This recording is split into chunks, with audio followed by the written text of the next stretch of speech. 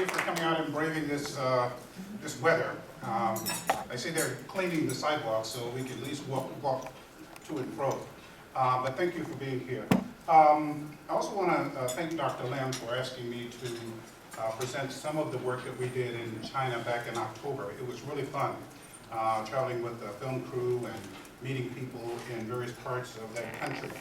About the Confucius Institute, let me just say that we started this institute in 2009, and I just want to say to Dr. Lam and his staff that you've made extraordinary progress. I mean, as I look at the website and look at various things that the CI has done, both here and in China, it is absolutely extraordinary. And so, Dr. Lam, I want to congratulate you on, job well done.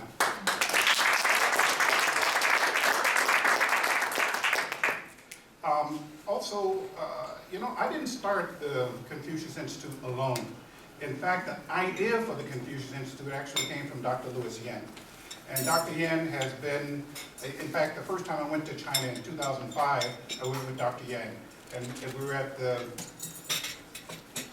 Shenyang Normal University. We saw this plaque that said Confucius Institute. And he says, these are Confucius Institute. And I said, yeah, of course, that was my first time there. And I didn't pay much attention to it. But as time went along and the work that I was doing with the College Board out of New York, which has a very close working relationship with the Chinese Language Council International, or Hanban, we came about to an agreement that our Confucius Institute would focus on Chinese arts. Now, as Dr. Lam pointed out, I am not a Chinese specialist. All right? My work resides in West Africa, primarily in Liberia and Sierra Leone. Right? But I've been on leave for these past 18 months, and fortunately I have a very functioning ethnomusicology laboratory and a superb crew of young professionals who do video work. And we were able, again, thanks to Dr. Yen, to go to China for 2 weeks to just explore some things that I've been thinking about all along. My specialty in ethnomusicology in general is to look at folk and traditional music, and not so much of what used to be called high culture music, like the Han music of China, or the concert music in the Middle East, and all those, or North or South India, those so-called high cultures. And so once learning that there were 56 different ethnic groups in China, and I started wondering, what is the music like here? And we started exploring those things, and year by year I would go to various kinds of functions where they would have this extraordinary musical instruments that I'd never seen, dance types that I'd never experienced, and I said, I want to take a look at that. And I should point out that when I was on the faculty at the University of California, Santa Barbara, I actually taught this world music course and included a section on Chinese music, right? And that consisted of a film for about 20 minutes on Peking opera, a few comments and a few lectures on the major instruments as I knew them at the time, pipa, shang, guzheng, the major instruments, and some thoughts about how Chinese music may have influenced music in other parts of East Asia, and that was it, like a whole week of lectures. It was not until Dr. Lam joined our faculty that I really began to understand what Chinese music was all about, right? And it's just been a growing interest on my part. So what we did during this time in October was we went to 4 different sites. Okay? First to Minzu University. Minzu meaning Chinese minority or Chinese nationalities. Minzu collectively are those 55 other ethnic groups in the nation. And so we traveled around. We went first to Beijing, to Minzu University. We left there, went to Shenyang, to the Shenyang Conservatory of Music, then over to another city in the Liaoning province, to Anshan, where we went to the University of Science and Technology of Liaoning. Right? This was a really extraordinary setting because the party secretary at the University of Science and Technology, when he built or established the School of Arts, he focused on Chinese traditional folk Minzu culture. And as a result, the whole School of Music sort of revolves around those aspects of their curriculum, right? And this party secretary just basically say, well, you have the Shenyang Conservatory, which is very near Anshan. Why compete with them when we could do something new? And so we have several excerpts from a performance that they presented for us at Anshan. And from there we went back to Beijing, did more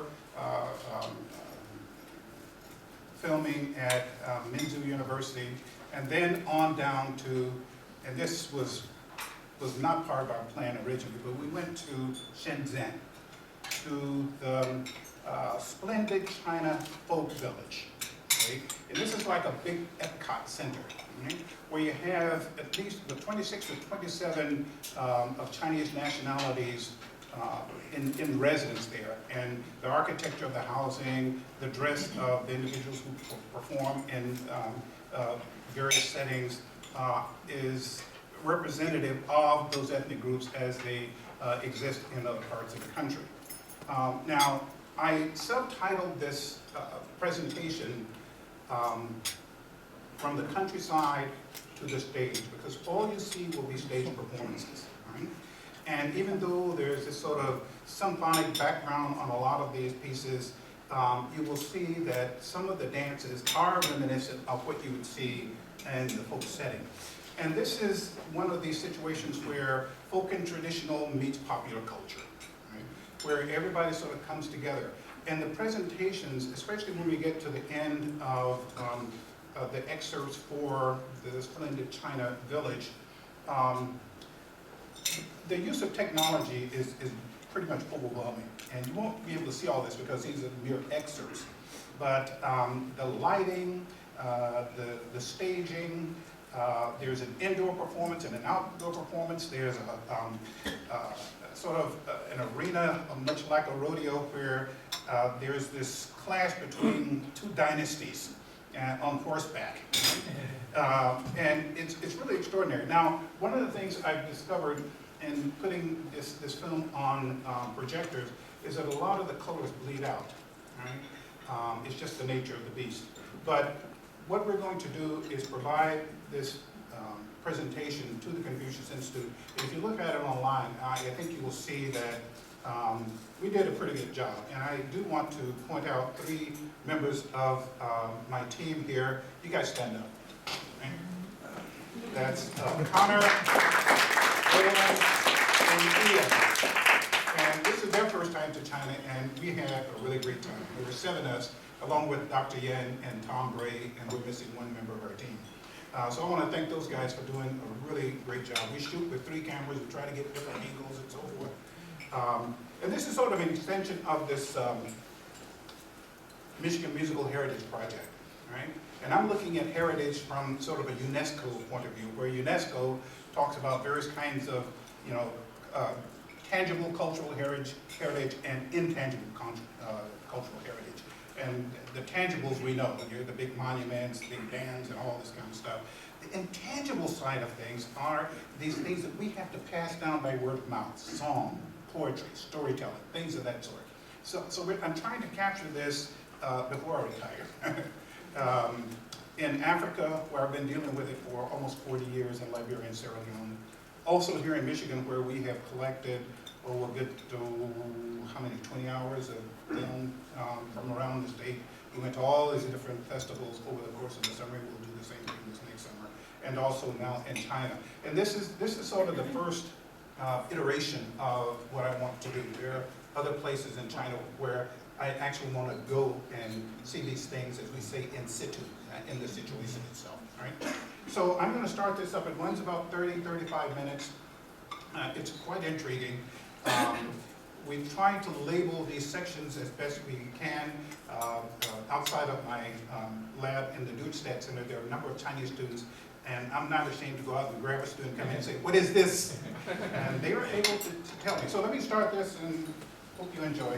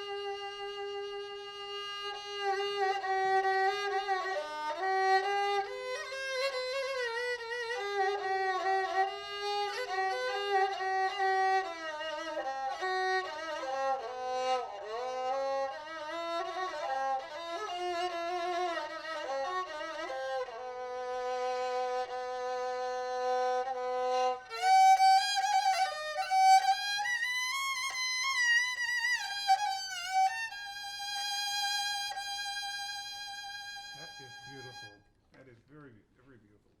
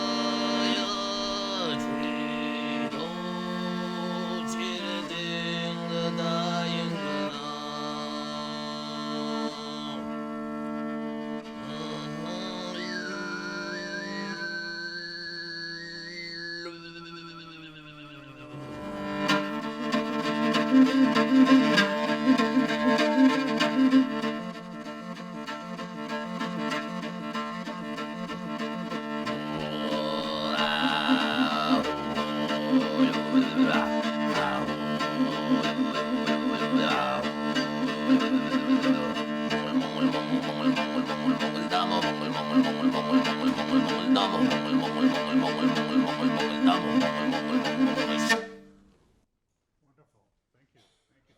Let me ask you a question. So,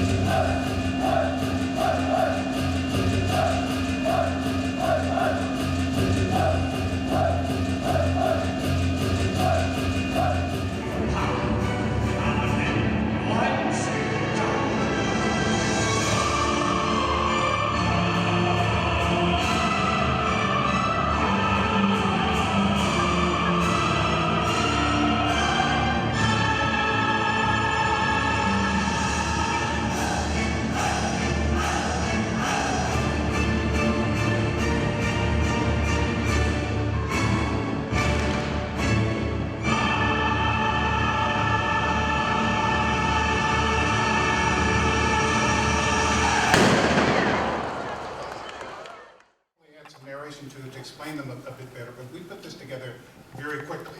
Right? And I want to, again, thank my guys for doing a superb job. Ian, Rowan, and Connor just did fantastic.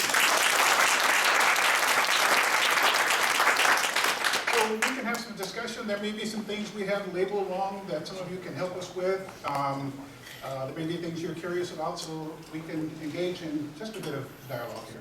Yes, sir. Thank you very much. Very entertaining. I do have two questions. First, with the shape and so many streams, I was wondering about the origin of the Kong-Ho hop. Yeah.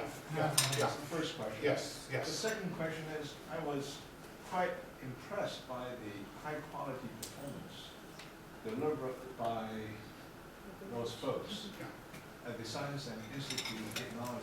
And so much so, in fact, I was wondering, could that performance be the end product of a group of students, perhaps even staff and faculty, of a science and technology institute rather than a music, dance, and arts institute?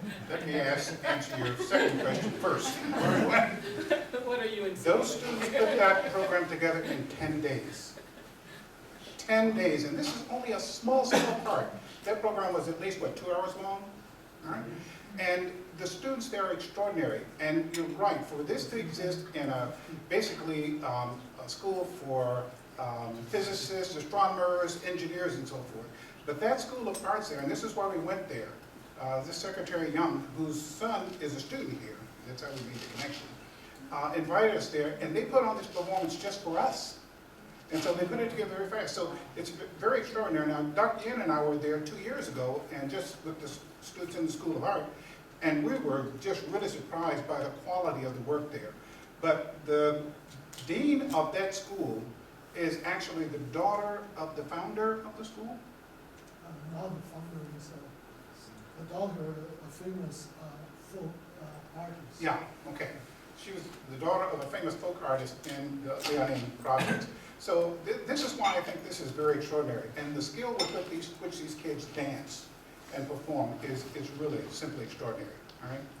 Now, your first question about the Kong-Ho harp. All right. Now, Dr. Yin could probably tell you more about this, but this has to do with sort of archaeology and ancient harps and so forth. But this Kong-Ho harp was found. It was brought up as part of an archaeological dig, and this is sort of a modern version of it.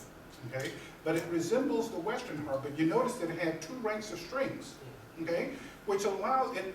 We didn't see all of this, but the performer in one hand can actually have a pick like on the guchen, right? And so she's able to do those strums, okay, and also play 2 ranks at the same time. Also bend the strings, like you see on the guchen, right? Yeah. And it's an extraordinary instrument. And the fellow, Professor Yang Yuan, he developed that harp, okay?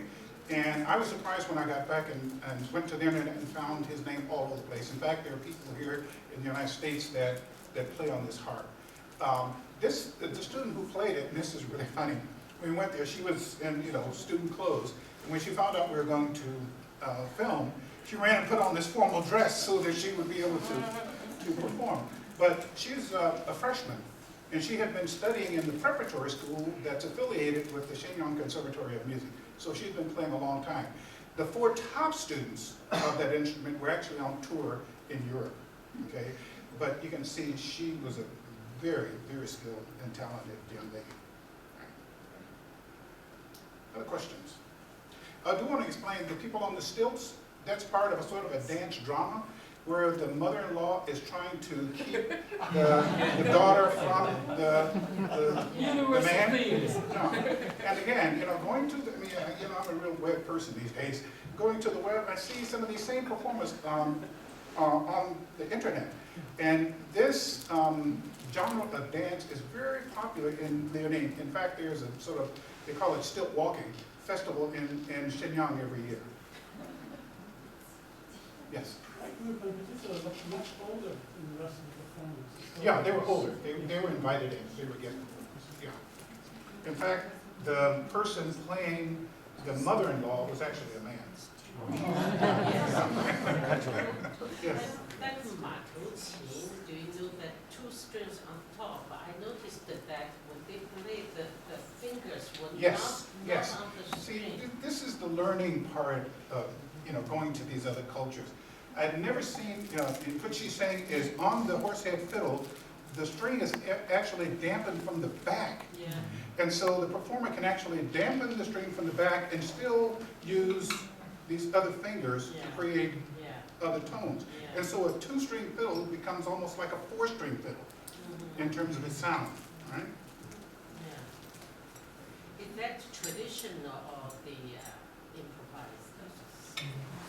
Traditional, Oh, yes, yes, indeed. this kind of stuff. Other questions?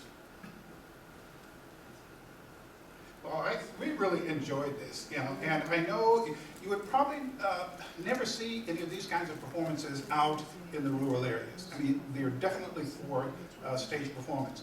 The wonderful thing that I think the University of Michigan has done with its connection with China is that we would not have been able to do this without our Confucius Institute and the connections we've created with the parents. One of our students here at the university, her father arranged for us to go to Shenzhen to do all this filming. And he arranged with his friend, who is the manager of that culture village, for us to sort of, isolate these musicians and talk to them. All of these are very skilled musicians, but when they perform for general public consumption, many times they're lip syncing and pantomiming with the canned music. But we were able to have these private meetings with them. We had dinner with some of them, and they just share all kinds of things with us. And so it was a real joy for us to be able to get to that level of detail and intimacy with these performers. So it was really a good trip. I really hope we can get it out into some of the village areas, and similar to the kind of work that I've done for years in Africa, where you can actually see this music actually performed and how it fits into the overall cultural context, the matrix of culture, and so on and so forth. But anyway, I think my guys can also say that we just had a great time with Dr. Yan, and it was, we should do it again if we find $20,000. Actually, that's the question. When are you going back again? Because you see, I must say, we capture the spirit of what's going on in China. Something very traditional, and some of this really high-tech and big shows. Every city has a big park right there, Yeah. and it's really high-tech. Yeah. It's really worth a lot of work. If we have time, we may break these up. Those two, the two performances right there at the end, these were all almost 2 hours long. Yeah. Right? And we have all of that on film. And at some point, and in addition to that, we also have the entire Anshan University. So, and if we could put all that together in some kind of show. But we're going to give all this footage to the CI, so if anybody wants to come in and see, they're able to. But I would like to go back and do some work. I wish I were 20 years younger. I would Especially in the definitely- last scene with the horse riding. Yeah. In China, there are many of these gigantic shows with wheel boats, wheel horses, Yeah. and electric Yeah. lights, and it's really fancy. Yeah. There was a part in the outdoor large performance where all of the sheep and all of the goats and the horses just march right across the stage.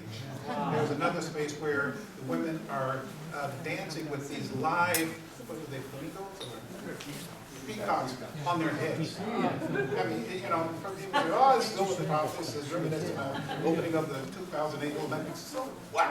It's the way they want to do it, fine, okay? So anyway, thank you all for coming. We really enjoyed it.